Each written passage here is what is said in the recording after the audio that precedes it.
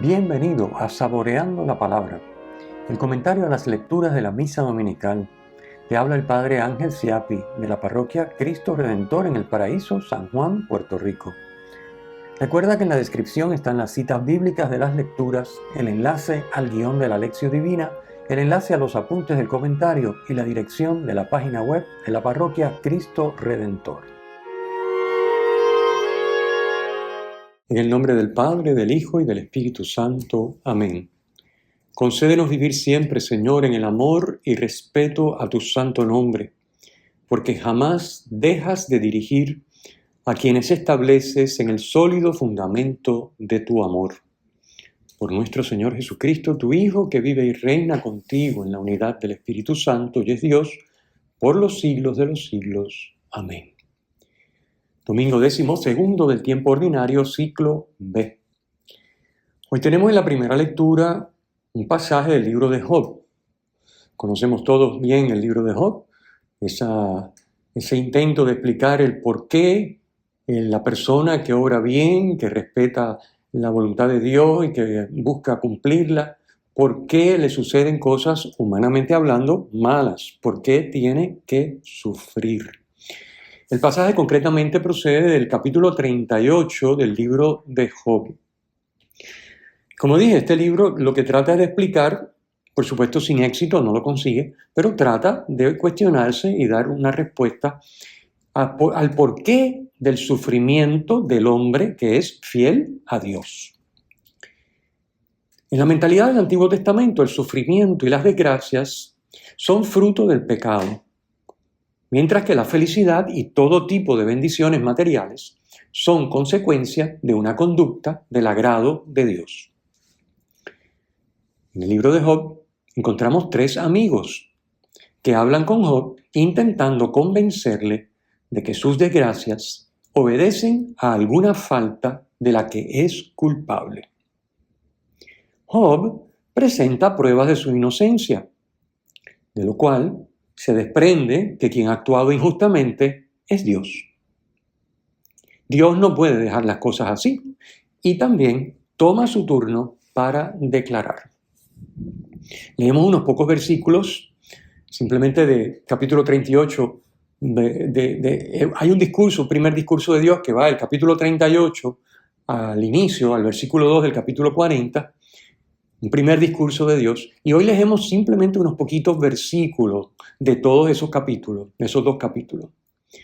Un discurso que Dios pronuncia desde la tormenta, invitando a Job a contemplar el poder y la sabiduría de Dios manifestada en la creación, poder y sabiduría que supera la finitud humana. Dios no acusa a Job, pero deja claro que él sabe lo que hace y que el hombre no es quien para pedirle cuentas. El fragmento que leemos se fija en el mar, presentándolo como un recién nacido. Dios lo arropa con mantillas y pañales. Un recién nacido a quien Dios cuida y somete a su voluntad. El punto de contacto con el Evangelio es claro. Dios tiene poder sobre la fuerza del mar, que será lo que encontremos hoy en el Evangelio de Marcos. Pasemos a la segunda lectura. Segunda lectura tomada de la segunda carta a los Corintios de San Pablo en el capítulo 5. San Pablo nos dice que el amor de por cada uno de nosotros, que Cristo ha manifestado con su muerte y su resurrección, le apremia a Él y a cada uno de nosotros. Es decir, nos urge a corresponderle. Cristo ha manifestado un amor con su muerte y resurrección que trasciende todo límite. Pablo se siente urgido a responder. Y nosotros debemos también sentirnos urgidos a corresponder a ese amor. ¿Cómo? Viviendo no ya para nosotros, no ya para sí mismo, sino para Cristo, como dice el versículo 15.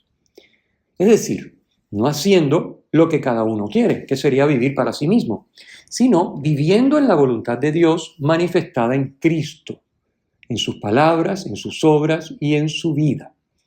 Adherirse a la voluntad de Dios Eso es vivir para Cristo.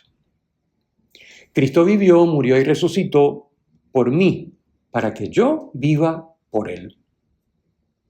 Cristo dio su vida por mí, para que yo le corresponda dando también la vida por Él. Es decir, como hemos dicho, viviéndola según su voluntad, no según la carne. Versículo 16. La carne, recuerden que en el vocabulario hebreo significa la humanidad. O sea, no según nuestra condición humana, buscando satisfacer nuestra condición humana, guiarnos por nuestros criterios humanos, por nuestros proyectos humanos exclusivamente, sino viviendo según la voluntad de Dios. Eso es lo importante. Así que incluso criterios, proyectos, estilos bien intencionados, pero humanos, no pueden ser la guía del cristiano.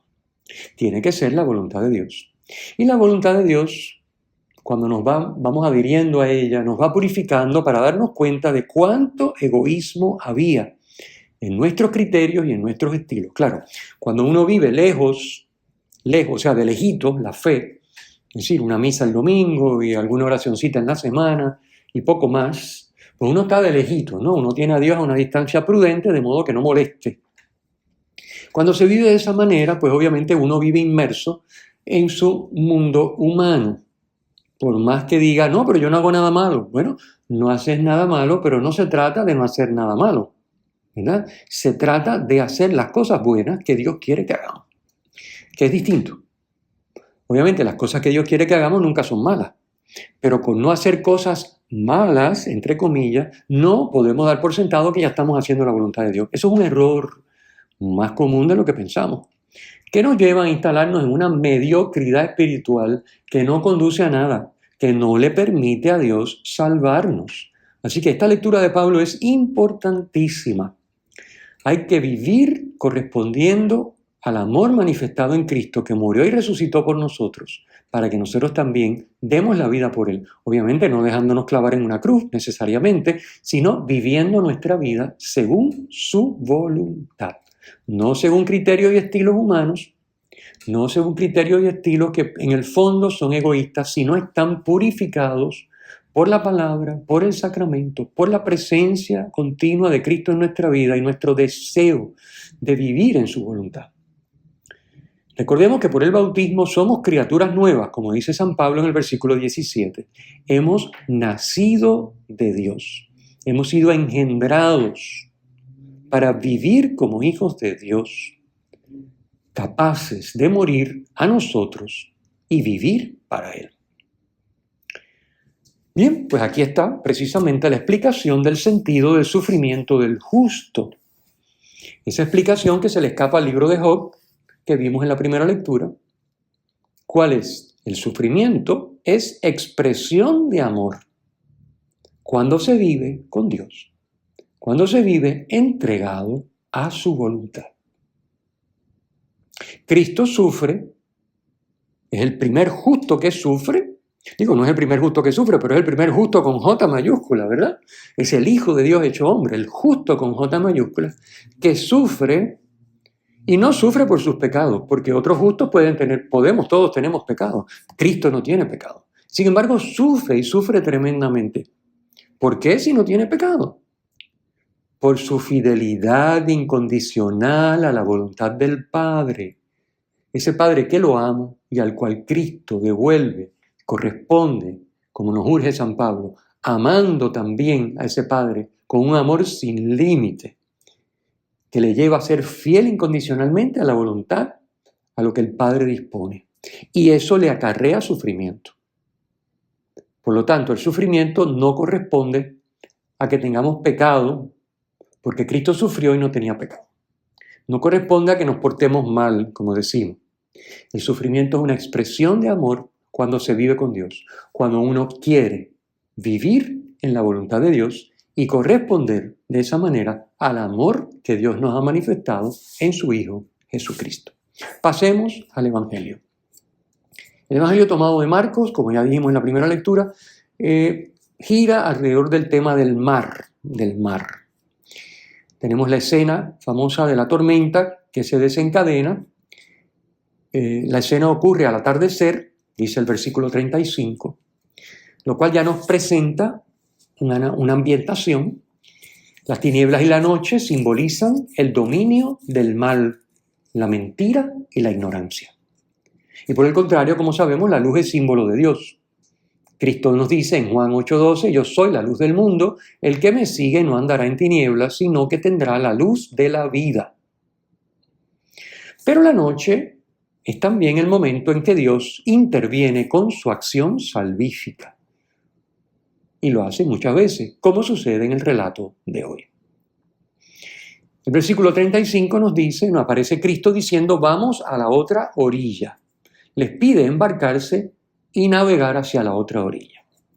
Pasar a la otra orilla es símbolo del dinamismo evangelizador, que no se instala cómodamente en lo logrado, allí donde ya la gente lo aclama y lo sigue, sino que dejando a la gente, como dice el versículo 36, busca llegar a más personas con el anuncio del reino.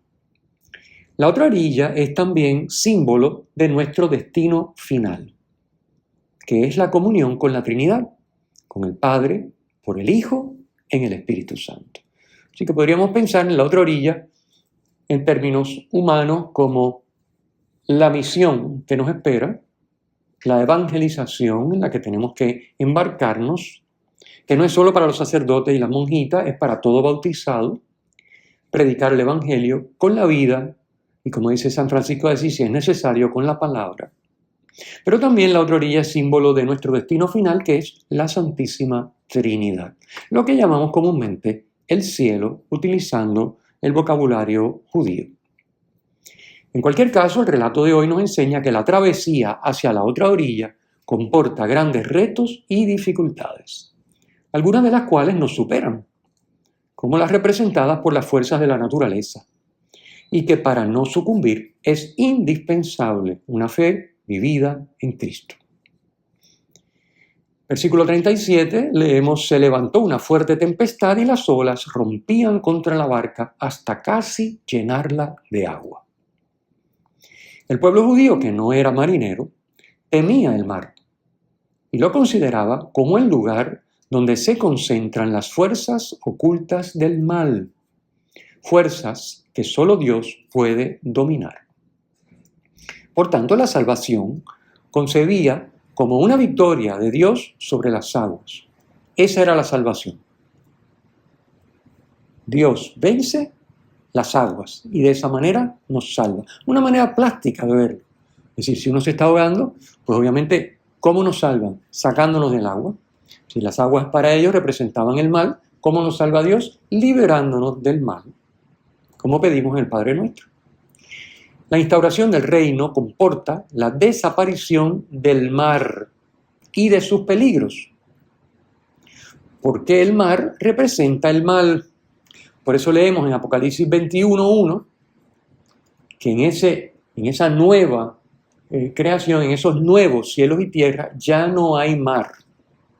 Eso no quiere decir que el planeta explotó en cantos y no hay mar, porque ya el planeta no existe. No es eso lo que está diciendo. Está usando un lenguaje que no es, diríamos, de astrofísica, obviamente. Es un lenguaje teológico, según la concepción judía. Y como acabo de explicar, si el mar representa las fuerzas del mal, pues después de concluida la historia del mundo, llegado el momento final, la resurrección de los muertos, el nuevo cielo y la nueva tierra ya no tendrá mar, porque no habrá mal. La autoridad de Jesús, en este pasaje que leemos hoy, sobre el mar, revela su poder divino sobre el mal. Hablemos sobre la barca. Si tomamos por la otra orilla el horizonte siempre abierto a la evangelización, que es la primera interpretación, la barca simboliza a la iglesia, que navega por sobre las aguas, por sobre el mal, y que muchas veces se ve amenazada por él, por las tempestades que rompen contra la barca hasta casi llenarla de agua, como dice el versículo 37.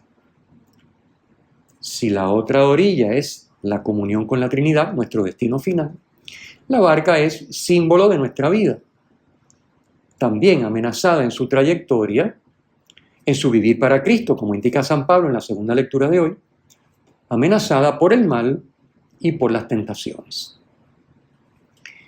El texto, aunque cortito, emplea todos los elementos posibles para describir cómo las fuerzas del mal amenazan la barca.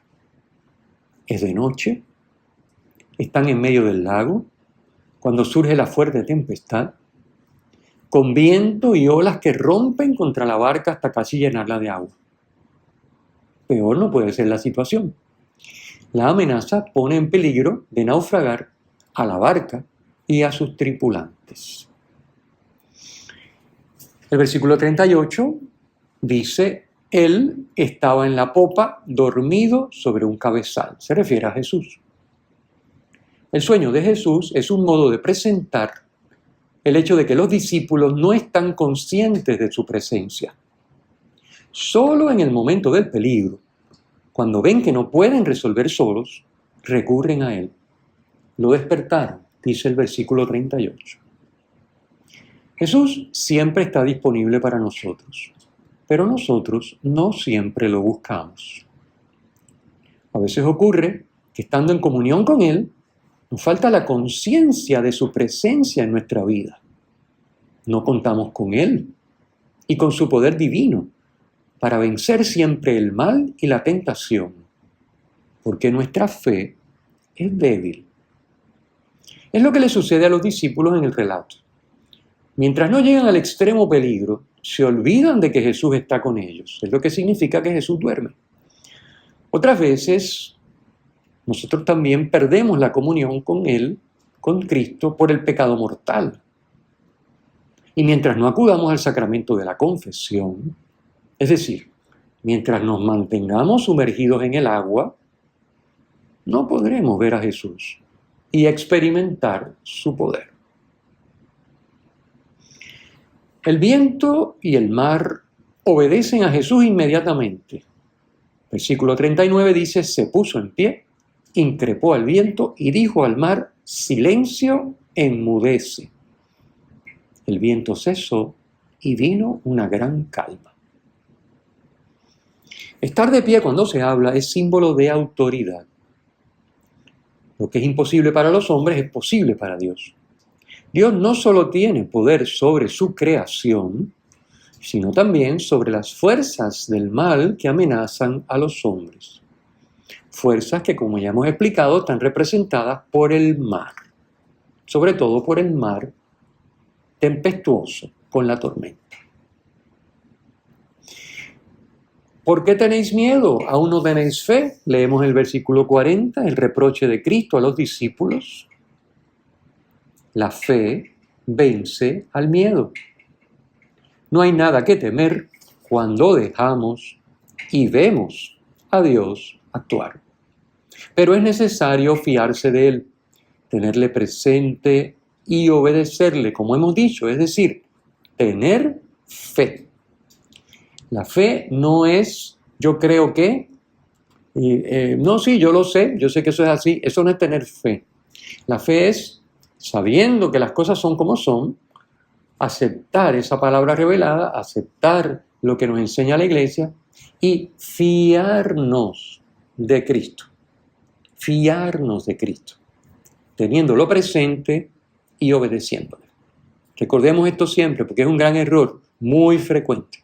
Decimos, no, yo tengo fe, yo creo, sí, yo sé que Cristo es el Hijo de Dios. No, pero es que Satanás también sabe que Cristo es el Hijo de Dios.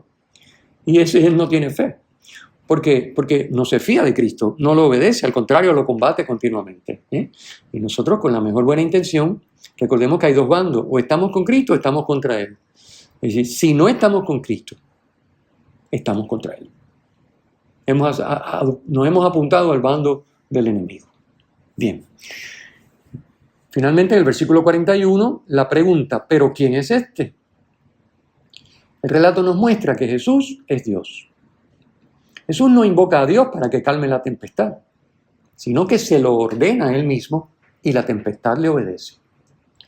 El Evangelio entero es la respuesta a la pregunta sobre quién es Jesús. Recordemos que Marco inicia su evangelio con la frase Evangelio de Jesucristo, Hijo de Dios, Marcos 1:1, y lo concluye con la declaración del centurión: verdaderamente este hombre era Hijo de Dios, Marcos 15:39. La pregunta que se hacen los discípulos en el texto de hoy deben hacérsela todos los lectores del Evangelio. Cada uno debe dar una respuesta personal a esta pregunta. Y como nos ha enseñado el relato, la respuesta dependerá de nuestra fe en Jesús. El Señor esté con ustedes y con tu espíritu. La bendición de Dios Todopoderoso, Padre, Hijo y Espíritu Santo, descienda sobre ustedes y permanezca para siempre. Amén. Si te ha gustado, usa el enlace para compartirlo con tus amigos.